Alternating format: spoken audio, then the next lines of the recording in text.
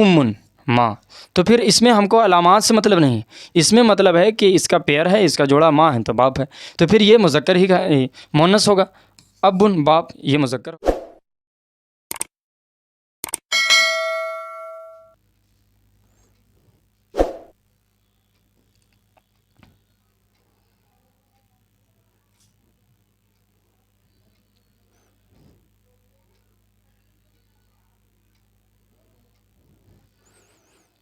السلام علیکم ورحمۃ اللہ وبرکاتہ۔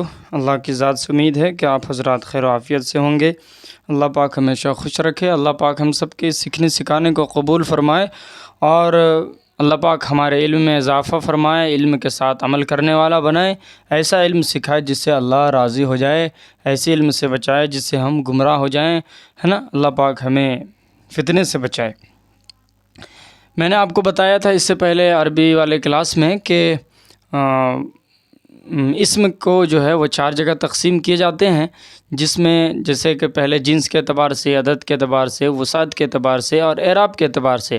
تو جنس کے اعتبار سے جو تقسیم کی جاتی ہے اس میں نے آپ کو بتایا کہ اس میں مذکر اور مؤنث۔ مذکر کی پہچان تو آپ کو پتہ ہے کہ وہ کوئی نام ہو مذکر کا، یا پھر علامت تانیث نہ پائی جاتی ہو۔ تو نہ پائی جاتی ہو تو یہ مذکر کی جو مؤنث کی جو علامتیں ہیں تو اس کو جاننا پڑے گا پہلے۔ تو پھر میں نے آپ کو بتایا تھا کہ مؤنث کسے کہتے ہیں؟ جس میں علامت تانیث پائی جاتی ہو اور مؤنث کا نام ہو۔ یہاں تک میں نے آپ کو سبق پڑھایا تھا، یہاں تک کا ویڈیو تھا۔ اب آگے بات کرتے ہیں۔ اب ہم لوگ سمجھیں گے کہ مؤنث کی علامات کیا ہیں، علامت تانیث کیا ہے، کیسے ہم سمجھیں گے کہ یہ مؤنث ہے۔ اب سمجھیں، مؤنث کی اقسام کو پہلے سمجھ لیں گے۔ اگر ہم مؤنث کی اقسام کو سمجھیں گے تو ہمیں مؤنث سمجھ میں آ جائے گا، ہے نا۔ ہمیں مؤنث سمجھ میں آ جائے گی کہ مؤنث کسے کہتے ہیں، مؤنث کی پہچان کیا ہے، مؤنث کی علامات کیا ہیں، ہے نا، کیسے ہم پہچانیں گے۔ تو سب سے پہلے یہ دیکھیں کہ مؤنث کی 3 اقسام ہیں۔ مؤنث کی 3 اقسام ہیں۔ نمبر 1 مؤنث حقیقی، قیاسی اور سماعی۔ اب حقیقی کیا ہے، قیاسی کیا ہے، سماعی کیا ہے، یہ دیکھیں آپ کے سامنے۔ مؤنث حقیقی یعنی ریئل فیمنین، یعنی جو اصلی کا ہے، اصل کا ہے نا۔ اب اس میں پھر حقیقی، پھر سماعی، ہے نا، پھر قیاسی بھی ہے، سماعی بھی ہے۔ پہلے حقیقی سمجھ لیں۔ حقیقی سے تو نام سے واضح ہے کہ حقیقی مطلب اوریجنل، جو ریئل ہے، اصل ہے۔ تو اصل کیا ہے؟ اب دیکھیں، جس لفظ میں جوڑے پیر، جیسے گائے بیل، ہے نا، اسی طرح ہوتا ہے مرغا تو مرغی، اس طرح ہوتے ہیں۔ تو بول رہا ہے کہ جس کا تصور موجود ہے اس کے نر کو مذکر اور حقیقی، مذکر حقیقی اور مادہ کو مؤنث حقیقی کہتے ہیں۔ مؤنث مذکر حقیقی میں علامت تانیث کا اعتبار نہیں ہوتا۔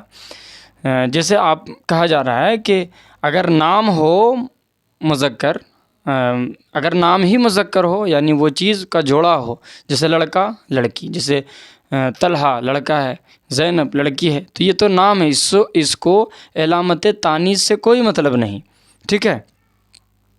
جیسے آپ اب آگے سمجھیں، پڑھیں گے نا تو آپ کو علامت تانیث پڑھیں گے، آپ کو بات سمجھ میں آ جائے گی۔ یہ دیکھیں، جس لفظ میں جوڑے ہوں یعنی پیر ہوں، جیسے میں نے آپ کو بتایا مرغا مرغی، لڑکا لڑکی، یہ جوڑا موجود ہے، تو یہ آلریڈی جو ہے کیا مذکر مؤنث تو پتہ چل رہا ہے، تو آپ کو اس سے تو پتہ چل ہی جائے گا۔ اس میں نر کو مذکر حقیقی، یعنی اس طرح کے جو جوڑے ہوتے ہیں، جو نیچرل ہوتے ہیں، جو نیچرل بنے ہوتے ہیں، اسے ہم لوگ کیا کہیں گے؟ حقیقی، یعنی یہ اللہ کی طرف سے بنائے ہوئے ہیں، ٹھیک ہے۔ باقی انسان جو بناتا ہے اسے کیا کہیں گے؟ قیاسی کہیں گے۔ پھر جو دونوں چیز نہ ہو اسے پھر سماعی کہیں گے۔ سماعی کسے کہیں گے وہ بھی دیکھ لیں گے۔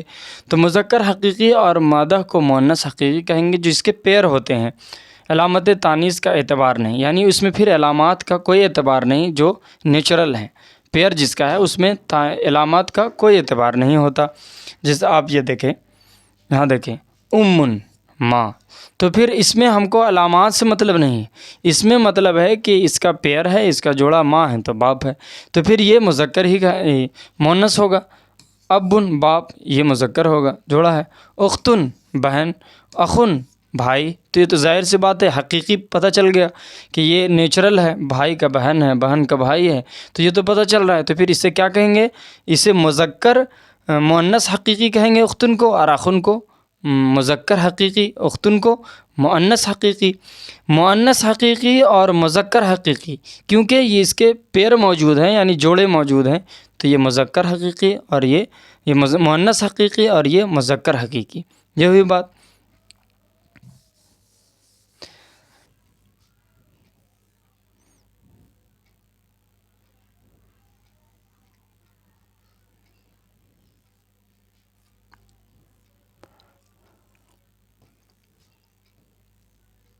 مؤنث حقیقی آپ کو سمجھ میں آ گئی، جس کا پیئر ہو، جس کا نر مادہ دونوں موجود ہو، اسے ہم لوگ مؤنث حقیقی کہتے ہیں۔ اس میں تو کوئی ٹینشن نہیں، یہ تو ترنت سمجھ میں آ جائے گی۔ اب آگے دیکھتے ہیں مؤنث قیاسی۔ اب دیکھیں یہاں علامت تانیث آپ کو ملے گی، ہے نا، دیکھیں مؤنث قیاسی یعنی فارمل فیمنن، یعنی یہ بنائی ہوئی چیز ہے۔ اب کیسے پتہ چلے گا؟ یہ دیکھیں ساعتن گھڑی، یہ مؤنث ہے۔ حمراء سرخ رنگ والی، یہ بھی مؤنث ہے۔ صغرا چھوٹی، اب کیسے مؤنث ہے؟ اب دیکھیں، اب علامت تانیث اس میں دیکھیں، یہ دیکھیں آپ کے سامنے علامت تانیث ہے۔ علامت تانیث تین ہوتے ہیں، کون کون ہوتے ہیں؟ تین علامتیں ایسی ہیں جو مؤنث کو مذکر سے جدا کرتی ہیں، یعنی تین چیزیں جو علامت تانیث ہے مذکر مؤنث کا پتہ چلتا ہے۔ اگر کسی اس میں ان تینوں علامتوں میں سے کوئی ایک علامت ہو تو وہ لفظ مؤنث ہوگا، ورنہ پھر مذکر ہوگا۔ اگر یہ سمجھیں کہ اگر حقیقی ہے تو وہ تو آپ کو پتہ چل ہی جائے گا، اگر حقیقی نہیں ہے اور اگر علامت تانیث میں تینوں میں سے کوئی ایک پایا جائے تو وہ مؤنث ہے، اگر علامت تانیث نہیں تو وہ مذکر ہے۔ کیسے ہے؟ اب دیکھیں جیسے تائے تانیث۔ اب تائے تانیث کیا ہے؟ یہ دیکھیں پہلی اور بنیادی علامت وہ گولتا ہے، یہ ایسے گولتا، آپ اوپر دیکھ رہے تھے نا اس سے پہلے والے سبق میں، آیتن ایسے امرأتن، امرأ، ٹھیک ہے، یہ تا ہے۔ تو یہ دیکھیں یہ جو ہے نا یہ والا، یہ ہے گولتا، اسی کو ہم لوگ کہتے ہیں تائے، اسی کو کیا کہیں گے؟ تائے تانیث، اسی گولتا کو۔ تو وہی کہہ رہا ہے کہ پہلی اور بنیادی علامت وہ گولتا ہے جو کسی اسم کے آخر میں ہوتی ہے، مثلاً قارئۃن، ٹھیک ہے، معلمۃن، یہ سب کیا ہے؟ مؤنث قیاسی ہے۔ کیوں؟ کیونکہ اس میں تائے تانیث پایا جا رہا ہے، تائے تانیث، تو یہ مؤنث ہے، یہ مذکر نہیں ہے۔ سب سے پہلے تو دیکھیں گے اگر پیئر ہے، کیا اگر پیئر ہے تو پھر دیکھیں گے کہ یہ مؤنث کا پیئر ہے یا مذکر کا، تو پتہ چل جائے گا۔ لیکن اگر وہ پیئر نہیں ہے تو پھر علامات ہم ڈھونڈیں گے، اگر علامت تانیث ہے تو پھر وہ مؤنث قیاسی ہے۔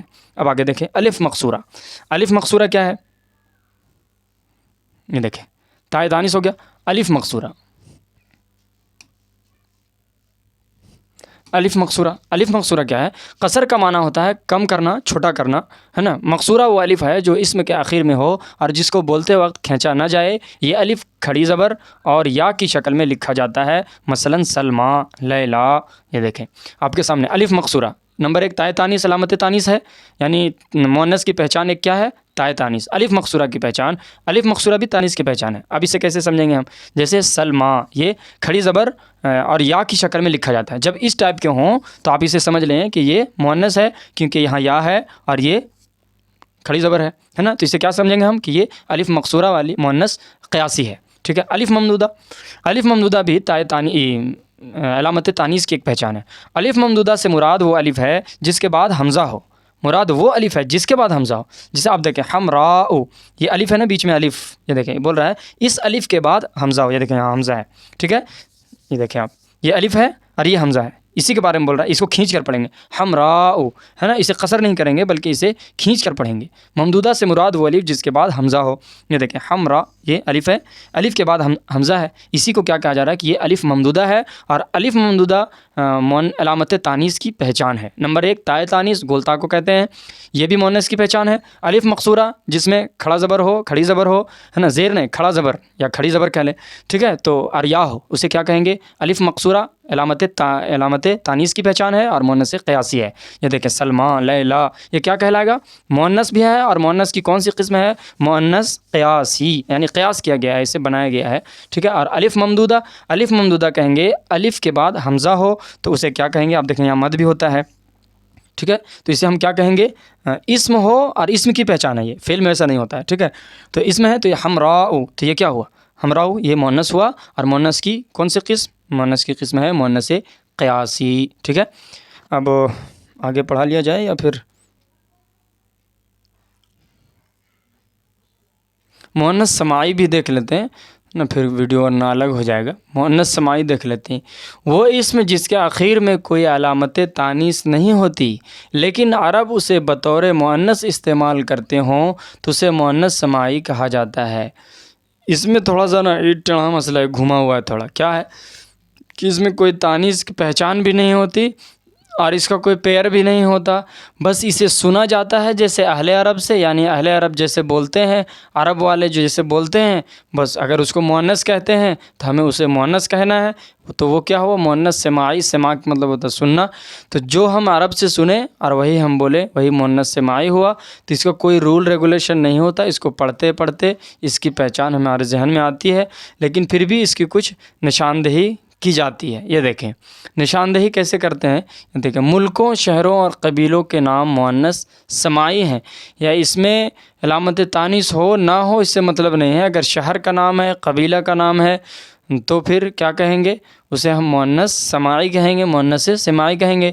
ہواؤں کے نام مؤنث سماعی ہیں، جہنم کے نام مؤنث سماعی ہیں۔ جسمانی اعضاء میں سے وہ اعضاء جو دو دو ہوں، جیسے عین ہے نا، آنکھ، یدن ہاتھ، تو اس طرح کے جو جوڑے ہیں جس کے پیر ہیں، تو اسے کیا کہیں گے؟ مؤنث سماعی۔ اس میں علامت تانیث نہ ہو لیکن وہ اہل عرب اسے مؤنث کہتے ہوں تو اسے ہم مؤنث سماعی کہیں گے۔ تو آج کے سبق میں آپ نے دیکھا کہ مؤنث کے 3 اقسام ہیں۔